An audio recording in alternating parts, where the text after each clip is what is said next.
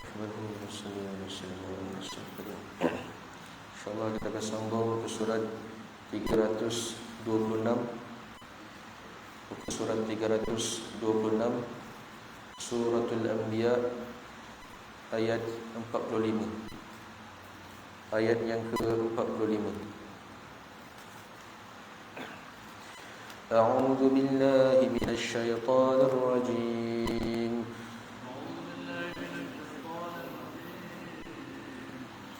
Bismillahirrahmanirrahim. Qul innama unzirukum bil wahyi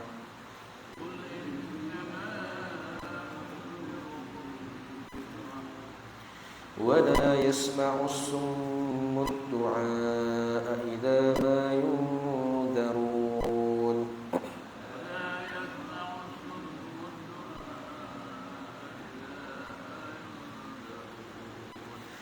Terjemah ayat ke-45. Katakanlah wahai Muhammad, sesungguhnya aku hanyalah memberi amaran kepada kamu dengan wahyu Al-Quran yang diturunkan Allah Subhanahu wa taala kepadaku, dan sudah tentu orang-orang yang peka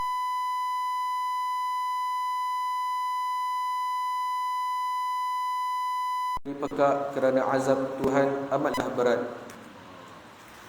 Wala immassatuhum nafhatun min 'adabi rabbika la yaqulunna ya waylana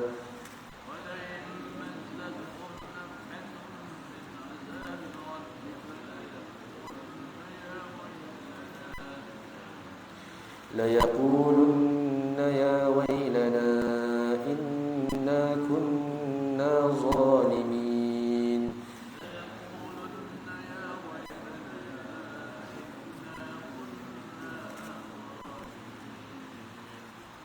Terjemah ke-46. Dan demi sesungguhnya jika mereka disentuh oleh sedikit sahaja dari azab Tuhanmu, sudah tentu mereka akan berkata, aduhai celakanya kami, sebenarnya kami adalah orang-orang yang zalim terhadap diri sendiri. Wa nad'u al-mawazin al-qista liyawmil qiyamati وَنَضَعُ الْمَوَازِينَ الْقِسْطَ لِيَوْمِ الْقِيَامَةِ فَلَا تُظْلَمُ نَفْسٌ شَيْئًا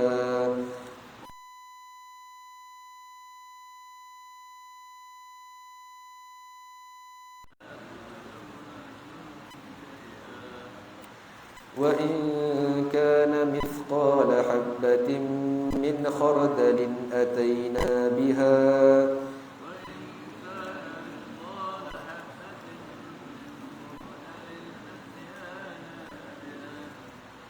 وَكَفَى بِنَا حَاسِبِينَ.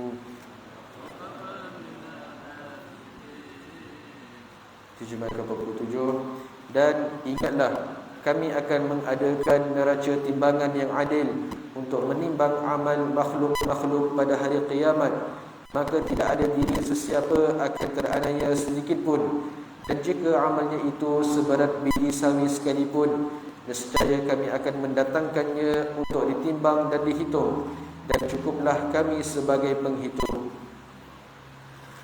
وَلَقَدْ آتَيْنَا مُوسَى وَهَارُونَ الْفُرْقَانَ وَضِيَاءً وَذِكْرًا لِلْمُتَّقِينَ.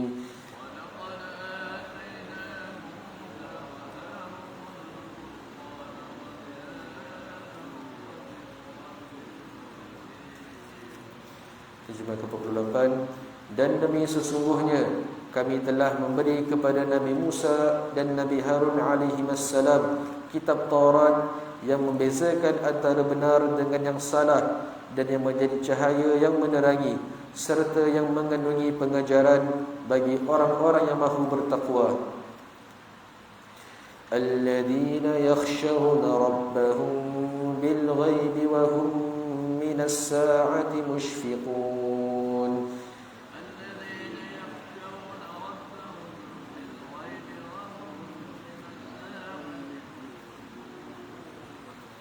Terjemah ke-49, iaitu mereka yang takut melanggar hukum-hukum Tuhannya semasa mereka tidak dilihat orang, dan mereka pula gerun cemas akan peristiwa-peristiwa yang mengerikan pada hari kiamat. Wa hadza dzikrun mubarakun anzalnah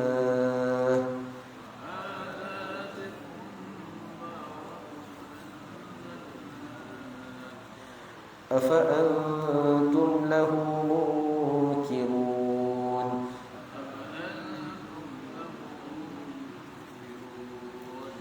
Terjemah ke-50.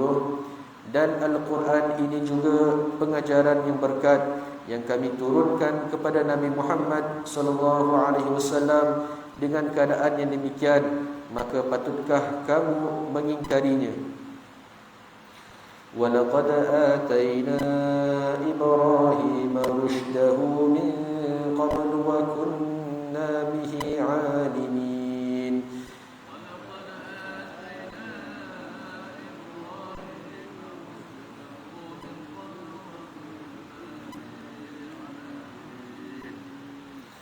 Terjemah ke-51. Dan demi sesungguhnya kami telah memberi kepada Nabi Ibrahim AS sebelum itu jalan betulnya kepada tauhid, dan kami adalah mengetahui akan halnya. إذ قال لأبيه وقومه ما هذه التماثيل التي أنتم لها عاقلون. إذ قال لأبيه وقومه ما هذه التماثيل التي أنتم لها عاكفون.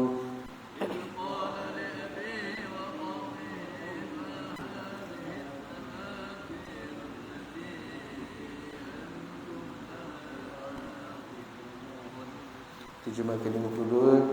Ketika ia berkata kepada bapanya dan kaumnya, apakah hakikatnya patung-patung ini yang kamu bersungguh-sungguh memujanya? Qalu wajadna aba'ana laha 'abidin.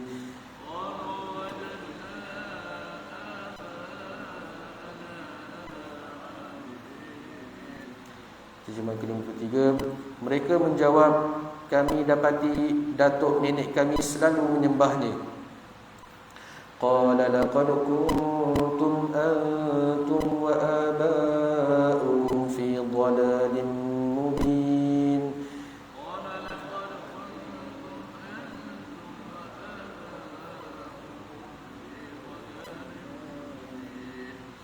Terjemah ke-54. Ia berkata, sesungguhnya kamu dan datuk nenek kamu adalah dalam kesesatan yang nyata.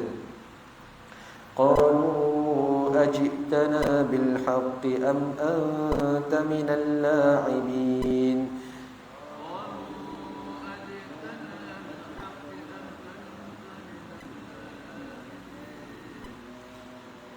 Terjemah ke-55.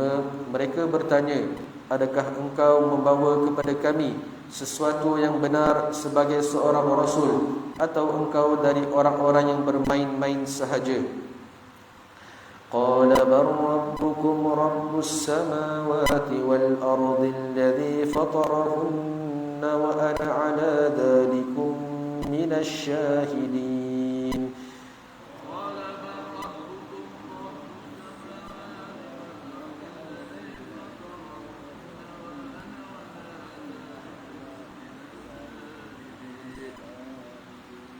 Terjemah ke-56. Ia menjawab, bukan bermain-main, bahkan untuk menegaskan bahawa Tuhan kamu ialah Tuhan yang mentadbirkan langit dan bumi. Dialah yang menciptanya, dan aku adalah dari orang-orang yang boleh memberi keterangan mengesahkan yang demikian itu. Wa tallahi la akidanna asnamakum ba'da an tuwallu mudbirin.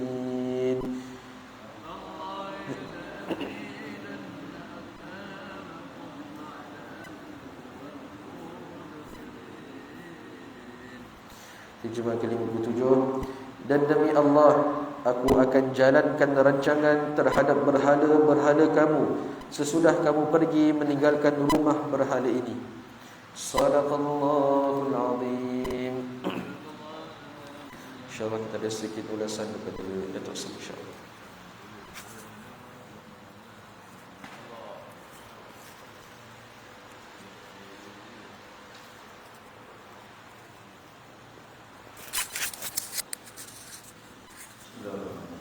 Assalamualaikum warahmatullahi wabarakatuh. Sambungan ayat yang kita ambil pada pagi ini ialah Allah Subhanahu wa taala menjelaskan kepada Nabi sallallahu alaihi wasallam sifat Nabi ini, tugas Nabi. Tugas Nabi ini bukan mengayakan manusia, bukan nak bawa harta benda. Nabi ini dia Rasul, dia Rasulullah, utusan Allah. Bila utusan, dia akan cakap, dia akan buat apa yang diperintah oleh Allah. Macam duta lah, duta kita ke negara lain. Dia tak boleh bercakap ikut suka hati dia. Dia kena bercakap apa yang didasar bagi negara. Rasul, utusan. Dia Allah Ta'ala utuh dia ke muka bumi. Lalu Nabi SAW, Allah Ta'ala suruh Nabi. Qul, ya Muhammad, kamu kata macam ni. Berarti Nabi bercakap apa yang Allah perintah. Sebab tu kadang-kadang kita baca Quran, qul huwallahu ahad, qul a'udzu binnah. Qul ni Allah Taala suruh Nabi kata. Maka Nabi akan bercakap apa yang Allah perintah. Apa yang Allah perintah? Innama unzirukum bil wahyi. Aku ni turun beritahu kamu dengan amaran daripada Allah Subhanahu wa taala. Iaitu Quran tu sendiri sifatnya beri inzar, beri amaran dan beri berita gembira. Ya, apa dia? Wala yasma'u du'a iza ma yunzarun. Ya. Walaupun Nabi SAW beritahu, beri peringatan bahawa Quran itu sebagai peringatan daripada Allah Subhanahu wa taala, tapi orang yang pekak, yang tak nak dengar, dia tetap tak peduli. Ya. Marilah peringatan macam mana pun. Sebab tu bila puak-puak musyrikin Mekah dan dia nabi-nabi dituduh tukang sihir. Jadi dia beritahu, kalau Muhammad datang dekat kamu, kamu tutup telinga. Jangan dengar. Sebab kalau kamu dengar, kamu terpengaruh dengan sihir dia. Ya. Dan itu berlaku pada semua nabi-nabi. Bila nabi itu datang, ditutup telinga. Nabi cakap, tutup telinga. Pasal apa tutup telinga semua ni? Kerana dia telah fitnah nabi ni tukang sihir. Kalau dengar perkataan nabi, nanti tertarik. Ya, dikata orang yang masuk Islam tu orang yang kena sihir. Ya, dan itulah semua nabi-nabi. Ayat tadi kita baca semayang tadi cerita Nabi Nuh AS. Nabi Nuh pun sama. Ya, Nabi Nuh mengadu pada Allah, bila aku pergi ja'alu asabiahum fi azali. Mereka letak jari dan telinga, tak nak dengar. Sebab tu Allah kata, walai semua orang yang pekak ni, ya, dia tidak akan dapat peringatan walaupun peringatan. Sebab apa? Dia tak nak dengar. Ya. Sebab tu di akhirat besok, di antara penyesalan manusia, dia kata pada dia, lau kunna nasma'u au naqil ma kunna fi ashabis sa'id. Kalau lah atas dunia dulu aku mari dengar, kemudian aku fikirlah. Dengar, masalahnya sekarang tak nak dengar. Cerita kebaikan tak nak dengar. Ya, buka TV cerita bab agama, tutup, tukar channel lain. Buka radio cerita bab agama, tutup, dengar cerita lain. Bila kita telinga tak nak dengar kebaikan, maka bila kebaikan tu nak masuk dalam hati kita? Maka sebab tu kita kena dengar, ya. Wala immasatu minafqatun min azab. Allah kata kalaulah sekiranya Allah Taala timpakan sikit azab pada dia, ya, kita ni nafkah, senapah. Ya, Allah tahan nafas kita sekejap je, habis kita ni. Demikian juga kalau Allah timpakan satu azab pada mereka, la yaquluna ya wailana inna kunna zalimin. Ya Allah, sesungguhnya aku ni banyak menzalim diri. Ya, kadang-kadang sebab tu Allah Taala timpakan azab sakit ni supaya kita ingat pada Allah. Ya, dah jauh sangat kita ni, dah leka sangat dengan waktu, dengan harta, dengan sibuk-sibuk, sampai tak ada masa mai rumah Allah, sampai tak ada masa nak baca Quran. Ya, punya sibuknya sampai nak baca Quran pun tak sempat. Ya, punya sibuk sampai nak mari masjid jemaah pun tak sempat. Sibuknya, lalu Allah timpakan sikit musibah, dia kata Allah, ya, lalu dia insaf, dia kata apa dia? Ya wailana inna kunna zalimin. Sesungguhnya aku ni termasuk kaum yang zalim. Sebab kadang-kadang kita ni tiap-tiap, contoh gini lah, tiap-tiap hari rumah pasal aircon, satu hari blackout, tak ada elektrik, terus rasa panas. Pasal apa panas? Sebab tiap-tiap hari duduk aircon. Allah tipu sikit. Padahal sebelum ni tak ada aircon pun rumah kita, tak ada, boleh hidup je, ya. Tapi hidup dalam keadaan senang-senang tu, Allah datangkan sikit cobaan, lalu dia mudah-mudahan cobaan itu menginsafkan manusia. Ayat ke-47 ni Allah sebut wa nadha'ul mawazin al-qisti yaumil qiyamah. Di akhirat besok manusia akan ditimbang amalan. Mawazin neraca, timbangan amalan. Ya, al-qist yang tepat, yang adil, yang tidak condong sikit pun. Ya. Allah sebut fala tazlamu nafsun syai'a. Allah tidak akan buat anyaya pada manusia sikit pun. Ya, Allah tidak akan nyaya sikit pun. Wa in kana misqala habatin min khardalin, kalau kamu buat sebiji sawi aluh je. Ya, sekarang ni kita sibuk bincang masalah Covid.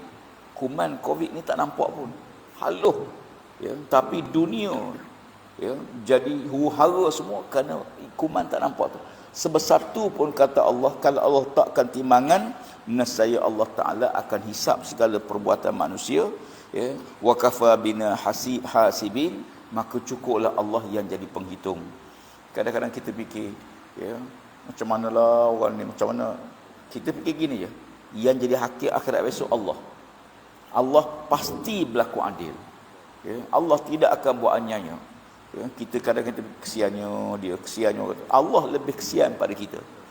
Ya, macam sehari dua baru ni bila berlaku kes aksiden meninggal ataupun kena Covid, suami meninggal, isteri meninggal, tinggal anak-anak kecil-kecil je. Ya, kita berkata Allah kesiannya. Kita kesian, Allah lebih kesian pada budak tu daripada kita. Seorang ayah lindung anak, keluarga daripada panas hujan. Kita buat rumah. Allah Ta'ala nak selamatkan kita daripada api neraka, bukan hujan panas je. Ya. Jadi oleh kerana sebuah kerajaan nak bagi kemudahan pada rakyat buat elektrik supaya cerah. Allah Ta'ala bukan nak cerah zahir je, nak cerah sampai dalam hati manusia. Maknanya apa yang Allah Ta'ala buat tu jauh lebih daripada apa yang kita fikirkan. Allah Maha Adil, tak ada sesuatu. Habis cerita tu datang cerita pada ayat 48, cerita Nabi Musa AS dan Nabi Harun AS. Walaqad atayna Musa wa Harun al-Furqan. Allah jadikan, utuskan Nabi Musa dan Nabi Harun ialah kitab Taurat, juga disebut sebagai Al-Furqan. Al-Furqan, Quran disebut Furqan. Ya, salah satu nama Quran itu ialah Al-Furqan, membezakan. Ya, dalam Quran Allah syara Ramadan lazi unzil Quran. Syara Ramadan lazi unzil fil Quran hudan nas wa bayyinatin wal furqan. Ya, Quran tu sifatnya Furqan. Taurat pun sifatnya Furqan. Furqan apa dia? Membeza hak dan batil. Yang mana betul, mana salah. Wa dhiya'a, dan dia juga sebagai dhiya, sebagai cahaya, penyuluh cahaya. Ya. Wa zikran, dan yang tiga wa zikra, dan dia sebagai peringatan. Jadi kitab Taurat sebagaimana kitab Quran dan kitab sebelumnya, tiga fungsi dia besar. Satu, membezakan hak batil. Yang kedua, jadi penyuluh cahaya kepada manusia. Yang tiga, sebagai peringatan.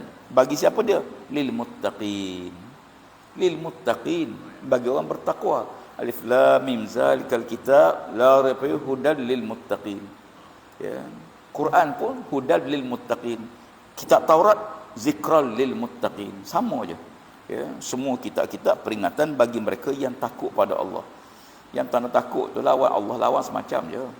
Siapa ngaku jadi Tuhan, sejahat-jahat iblis tak berani ngaku jadi Tuhan. Manusia ngaku jadi Tuhan. Ya, masya-Allah, ya. Allazina yakhshawna rabbahum bil ghaib, dan mereka yang takut pada Allah Taala, mentaati perintah Allah Taala bil ghaib, dalam keadaan kita tak nampak Allah. Ya, kita tak nampak Allah. Wa hum minas saati mushfiqun, dan mereka ini akan tidak rasa gerun dan cemas ya, pada waktu hari kiamat, hari dibangkitkan. Ya, sebab tu hari di padang mahsyar ni bukan kita je takut, nabi-nabi pun rasa tak selamat. Nabi-nabi rasa tak selamat. Bila umat masing-masing mari jumpa nabi-nabi, dia kata kami pun tak tahu macam mana keadaan kami pada hari ini. Kata Nabi Musa kata Nabi Isa alaihissalam, hari ini hari paling celaka bagiku. Manusia menganggap aku ni anak Tuhan. Nauzubillah. Ya. Akhirnya pergilah kamu pada Nabi Muhammad, minta syafaat Nabi Muhammad. Hanya Nabi Muhammad saja. Ya. Sebab tu nabi-nabi lain kadang-kadang berdepan dengan masalah mak isteri tak beriman, ayah tak beriman dan sebagainya. Wa hadza zikrun mubarak. Dan inilah peringatan daripada Allah Subhanahu wa taala sebagai peringatan yang penuh dengan keberkatan diturunkan oleh Allah Subhanahu wa taala. Apa antum lahu munkirun? Patutkah kamu ingkar? Ya, Quran ni peringatan je. Siapa tak peduli, dia tak pedulilah. Ya, tapi Allah tanya, Patutkah kamu ingkar, kamu tak peduli peringatan Allah Ta'ala, padahal kamu akan balik jumpa Allah. Kita ni kalau tak peduli Allah, hujung kita tak jumpa Allah, tak apa. Ya, hujung kita mati, hancur lebur gitu je, tak apalah. Tapi tak, kita akan mengalir menghadap Allah. Patutkah manusia melupai peringatan Allah Subhanahu Wa Ta'ala? Itu cerita Nabi Musa dan Harun. Ayat 51 Allah Ta'ala bawa pula cerita Nabi Ibrahim AS. Walaqad atani Ibrahim rusydahu min qablu. Allah Ta'ala utuskan Ibrahim sebelumnya. Sebelum apa dia? Sebelum Nabi Musa AS, sebelum Nabi Harun AS. Wa kunna bi'amilin, dan sesungguhnya kami mengetahui akan hal Nabi Ibrahim AS. Ibrahim ni satu Nabi yang Allah juga sebanyak sebut dalam Quran. Cerita sejak daripada kecil, ya, dengan ayah dia, dengan keluarga, dengan kaum dia sebagainya. Nabi Ibrahim AS ni, dia satu disebut dengan ayah dia. Izqala li abih. Tekal mana Ibrahim berkata pada ayah dia. Ayah dia Azar. Azar ni penjual berhala, pengukir berhala. Dia buat patung berhala dan dijual. Nabi Ibrahim dia suruh jual berhala. Waktu kecil, ayah dia suruh Nabi Ibrahim jual berhala. Riwayat menyebut Nabi Ibrahim ni pikul lah berhala masa kecil tu. Ya, patung-patung dijual. Ya, patung-patung siapa bodoh belilah. Ya, patung-patung siapa bodoh belilah. Jadi orang nak beli tak ada beli. Ya, lalu mereka mengadu pada Nabi Ibrahim AS. Wa qaumihi, dan Nabi Ibrahim kata pada kaum dia. Apa dia kata? Ma hazit tamasilul lati antum laha aqifun. Ya, kamu tak fikir ke apa yang kamu sembah patung-patung berhala ni? Patung-patung ni ayah aku yang buat boh hidung begini, ukir mata begini, boh tangan begini. Ya.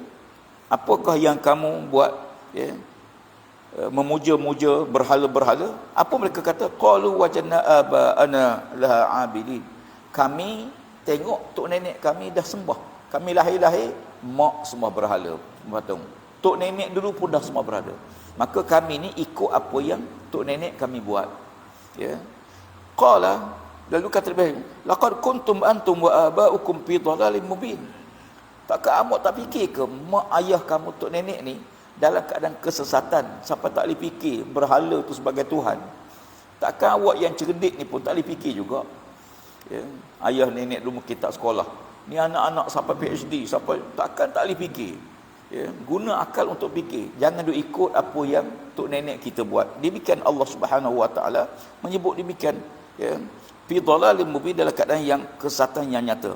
Qalu ajitana bil haqq am anta minal la'ibin.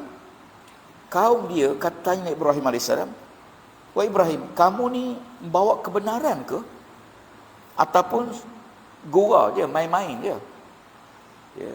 Sebab dia tengok Ibrahim ni bukan mari daripada langit turun, bukan manusia biasa. Ya, dia kata ini gurau-gurau je kamu ni. Apakah kamu sungguh-sungguh? Qala bal rabbukum rabbus sama. Kata Ibrahim AS, Tuhan aku, Tuhan kamu sama je. Apa dia? Rabbus samawati, Tuhan yang cipta langit dan bumi. Allah Subhanahu wa ana ala zalikum minasyahidin, dan aku bersaksi tidak ada Tuhan lain melainkan Allah yang cipta langit dan bumi.